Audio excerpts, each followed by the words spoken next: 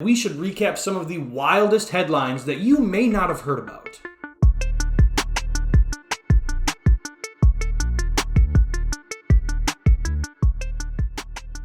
Hello everyone, welcome to For These Are My Thoughts. We are 4 months into 2022, which is wild to think about. So I thought that we should recap some of the wildest headlines that you may not have heard about.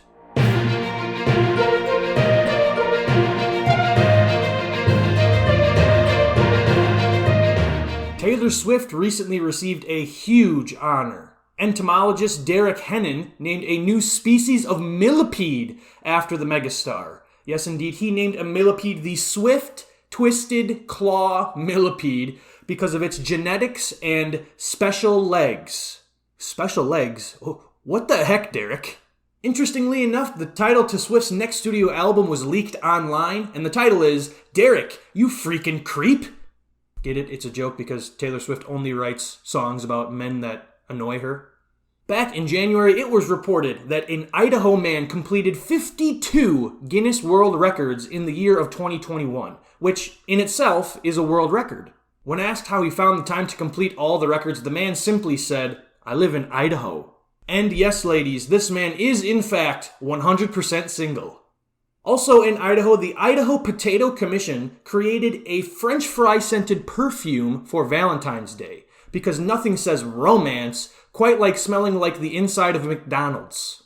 The commission said that the scent was diligently researched with a poll finding that 90% of people find the scent of French fries irresistible. Oddly enough, the research was done solely in the state of Arkansas.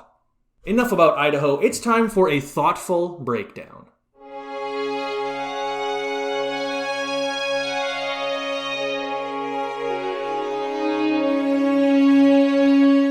The Oscars happened back in March, and no, we are not going to talk about the slap. No, instead, I want to talk about something that has been reported about the Oscars, but not as well as I think it should be, and that is the Oscar gift bags. Maybe you've heard of these, but in case you haven't, the nominees for Best Actress, Best Actor, Best Supporting Actress, Best Supporting Actor, and Best Director received gift bags that had items in them that totaled $140,000.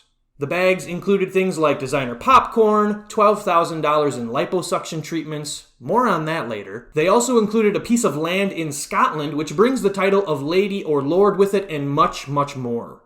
The bags are given out by Los Angeles-based marketing company Distinctive Assets, and they're called Everybody Wins bags. That's right, everybody wins. Well, everybody in the sense of only the richest people in the world win. Let's think about this for just a minute. Some of the highest paid celebrities of the entire world, people that make more from one movie than I have made in 5 years working a normal job, received a gift bag totaling $140,000. At the same time, we have people struggling to find jobs, and we have businesses and companies and organizations that are struggling to find the money to pay people to work the jobs that are sorely needed. And when we break down the items in each bag, it gets much, much worse. Let's start with the $10,000 of rejuvenation treatments and procedures. $10,000 is basically 3 months of my salary. And that $10,000 is going straight into the face of celebrities to make them look like the fake Santa from the Santa Claus movies. Then there's the $12,000 worth of lipo treatments that I mentioned earlier. What I failed to mention is that lipo treatment is called the celebrity arms treatment. So let's get this straight. Celebrities would rather pay $12,000 to get the lunch lady arms off of them instead of spending a few extra minutes doing tricep extensions at the gym. In most cases, $12,000 is a down payment on a modest fixer-upper house. The gift bags also included $25,000 worth of home renovations, which is something that I would assume most elite celebrities at the Oscars could pay for out of pocket. Maybe the worst or biggest headline-grabbing part of the gift bags is the plot of land that they received for Scotland, which then gives them the title of Lady or Lord of Scotland. I own 0 land in 0 places. But something that's rather interesting is buying a plot of land in Scotland actually isn't that expensive. It only costs about $250 to do this. But there's something a little frustrating about freaking Kristen Stewart having the title of Lady of Scotland for free. But what might be the most frustrating, the actual most infuriating part of these gift bags is that the company Distinctive Assets has said that most people don't do anything with their bags. And the celebrities that do something with the bags are typically giving the items away to people for free. So basically they're saying these bags are worth nothing, but they're also worth $140,000. And that might be the most accurate description of Hollywood of all time. It's worth a whole lot in terms of entertainment, but really is just a bunch of crap. This company, Distinctive Assets, is basically saying that they spend millions of dollars on items for a gift bag that gets thrown in the trash just like a Christmas card on January 1st. And I can't help but think that there are much better ways to spend millions of dollars, certainly $140,000, than on a gift bag that doesn't get used. Let's put this into perspective a little bit. We almost made a bunch of jokes about an article that we saw of a mom who didn't know what to do about the $126,000 of student loan debt her son accumulated before being kicked out of college, for flunking out of college, and not be able to repay them. We didn't because while that is an absurd amount of money to take out in student loans and flunk out of college, student loan debt and the cost of college is a very real and very complex issue.